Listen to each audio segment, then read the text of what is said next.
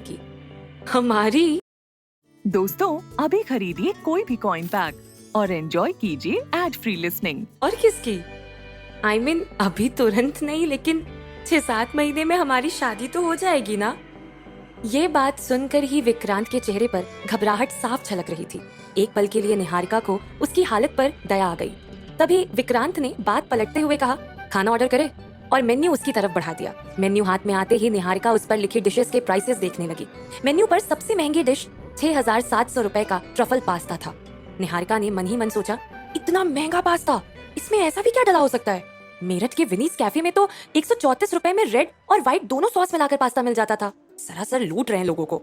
लेकिन फिर अपनी ड्यूटी को याद कर उसने ट्रफल पास्ता के साथ 2-4 और महंगी डिशेस भी ऑर्डर कर दी। विक्रांत उसे हैरानी से देख रहा था और उसने पूछा, ये सारा तुम अकेले खा लोगी?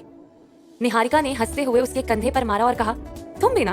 एक्चुअली मैं एक डिश से बहुत जल्दी बोर हो जाती हूँ। असली मजा तो तभी आता है जब पूरी टेबल अलग अलग डिशेस से सजी हुई हो, है ना? ओ कम ऑन यार, अब इतनी भी कंजूसी मत करो।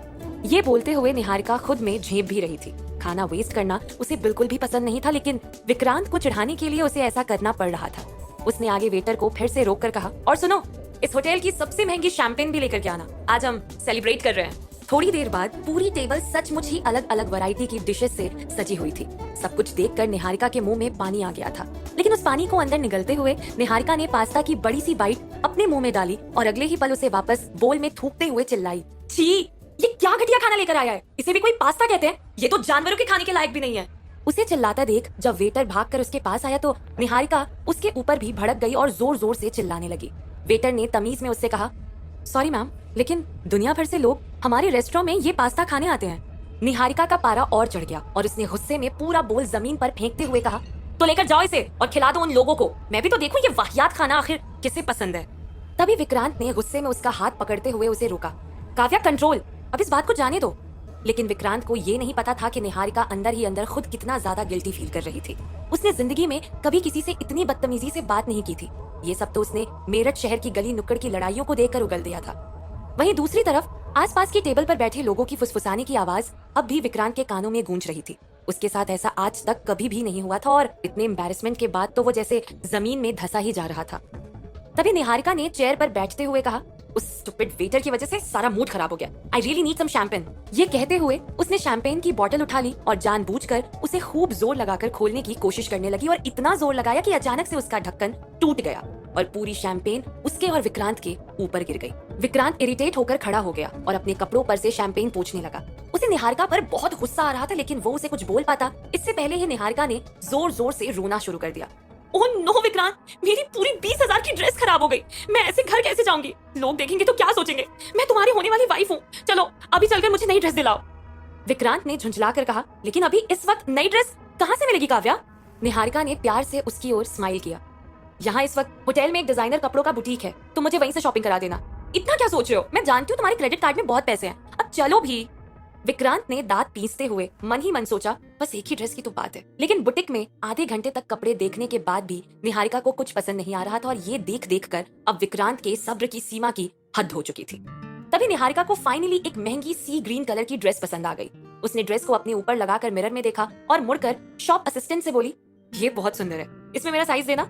लेकिन शॉप असिस्टेंट ने जब चेक किया तो उसके साइज में वो ड्रेस अवेलेबल नहीं थी। ये सुनते ही निहारिका का पारा 7वें आसमान पर चढ़ चुका था। उसने ड्रेस को अपनी मुट्ठी में मरोड़ा और जमीन पर फेंकते हुए चिल्लाई, विक्रांत, ये तो मुझे कैसी बेकार सी जगह ले आए हो? यहाँ तो कुछ भी अवेलेबल नहीं है। कपड़ों का कलेक्शन भी कितना आउटडेटेड सा है। पूरे शॉप में बस एक ड्रेस मुझे ठीक लगी थी और उसका भी इनके पास साइज नहीं है।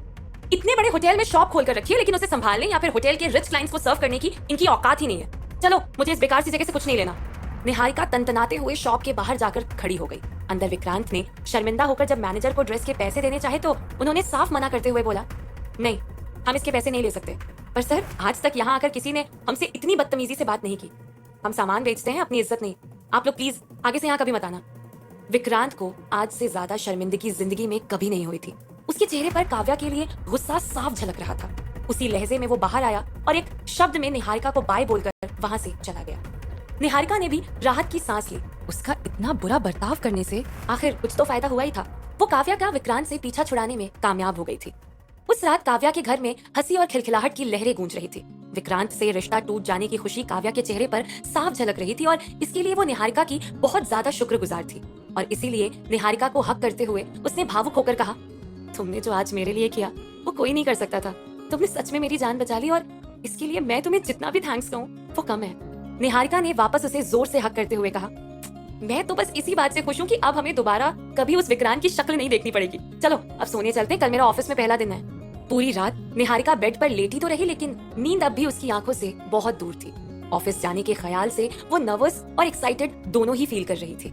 सुबह के इंतजार में उसने सारी रात करवटें बदलते बदलते ही गुजार दी और सूरज की पहली किरणों के गिरते ही वो उठ खड़ी हुई और 9 बजने से पहले ही तैयार होकर केएल आर्किटेक्ट्स के बड़े से टार के बाहर बैठकर ऑफिस के खुलने का वेट करने लगी। कुछ टाइम बाद जब निहारिका ने केएल आर्किटेक्ट्स के शानदार ऑफिस में अपना पहला कदम रखा तो उसकी आंखें खुली की खुली रह गईं। उसे ऐसा लग रहा था कि वो अपने घर की परेशानियों से दूर, अपने पापा के डर से दूर, जबरदस्ती की शादी से दूर अपने सपनों की दुनिया में कदम बढ़ा रही थी। कुछ देर बाद अपनी सीट पर बैठी निहारिका उसके कलीग्स की किसी मास्टर डिजाइन कंपटीशन के बारे में बातें कर रहे थे।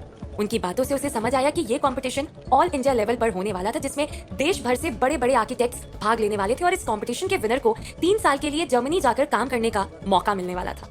ये सब सुनकर निहारिका भी ये सोचने लगी कि अगर वो ये कंपटीशन जीत गई तो वो अपने परिवार के झमेलों से बहुत दूर जर्मनी जाकर आजादी की जिंदगी जी सकती है। वहाँ उस तक कोई नहीं पहुँच पाएगा।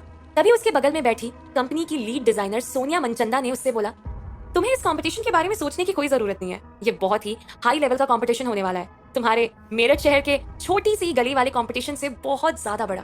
इसमें इंटरनेशनल डिजाइन्स और डिजाइनर्स की बातचीत होगी। सारे लेवल्स बहुत मुश्किल होंगे, ये तुम्हारे बस की बात नहीं है।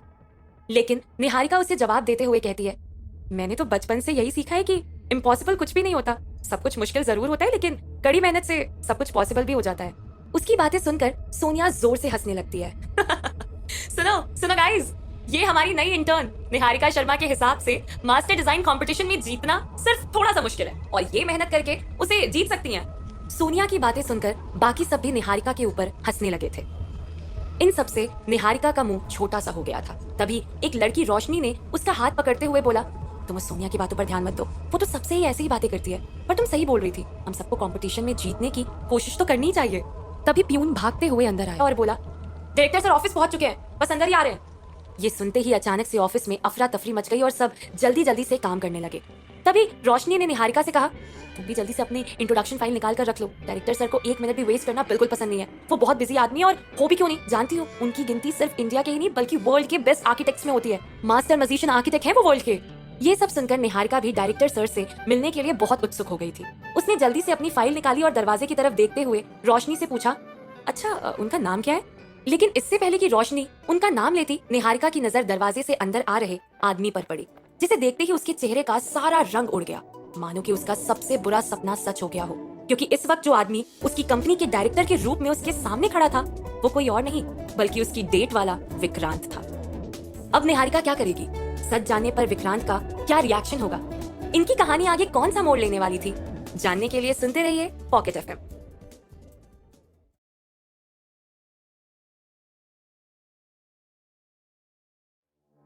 विक्रांत को अपने सामने खड़ा